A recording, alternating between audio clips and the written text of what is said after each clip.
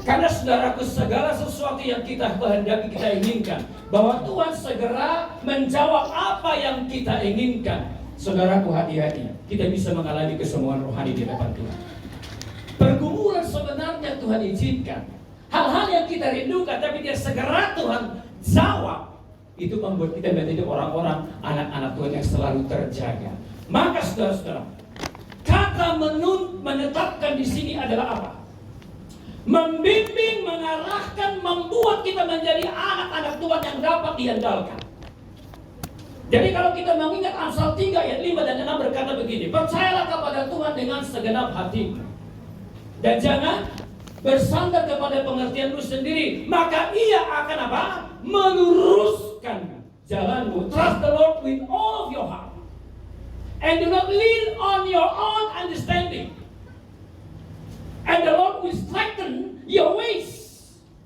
Saudara, artinya begini, orang yang percaya, kata trust, mempercayakan dalam bahasa Ibrani adalah batak. Dan juga batak itu sendiri, ingat di bahasa Ibrani, batak yang artinya adalah apa?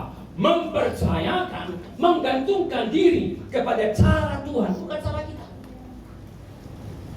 Saudara-saudara yang terkasih dalam nama Tuhan Yesus Kristus, ujian di dalam hidup kita, kadang-kadang Tuhan mengizinkan kita mengalami sebuah yang namanya transisi dalam kehidupan, supaya iman kita itu menjadi lebih kuat. Dikatakan Tuhan menetapkan langkah-langkah orang yang berkenan ke nani halamoni rohana.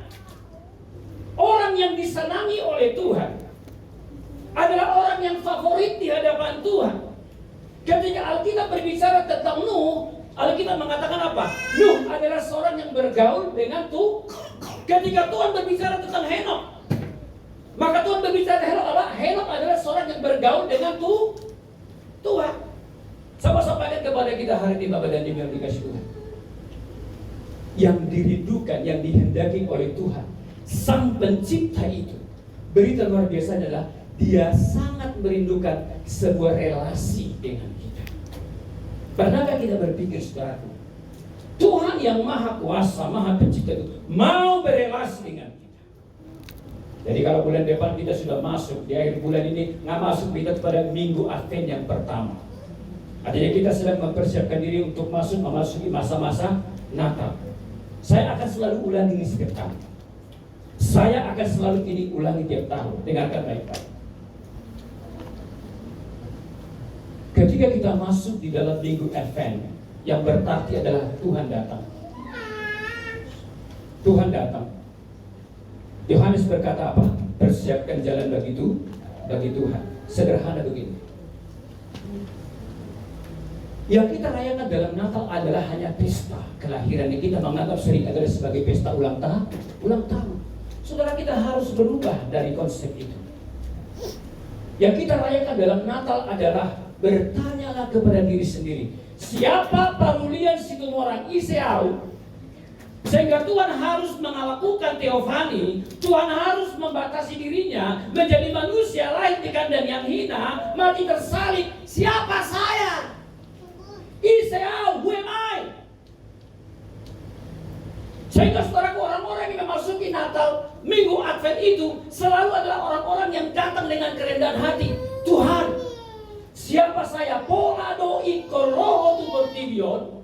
Engkau membatasi dirimu. Yohanes 3:16 berkata, karena begitu besarnya, kata besar itu dalam bahasa Ibrani adalah gadol, yang artinya tak bisa dijangkau, tak bisa dilukiskan, tak bisa digambarkan. Karena begitu besarnya kasih Allah, nggak mampu kita pahami. Pertanyaan saya, saudara yang dikasih Tuhan, memang kita bisa mengerti mengapa Tuhan mau lahir, mengapa Tuhan mau mati bagi kita. Itu sebabnya, saudaraku, penting bagi kita hari ini, di dalam bulan November ini, resolusinya adalah, apakah memang sepanjang 10 bulan yang berlalu, hidupku berkenan di hadapan Tuhan.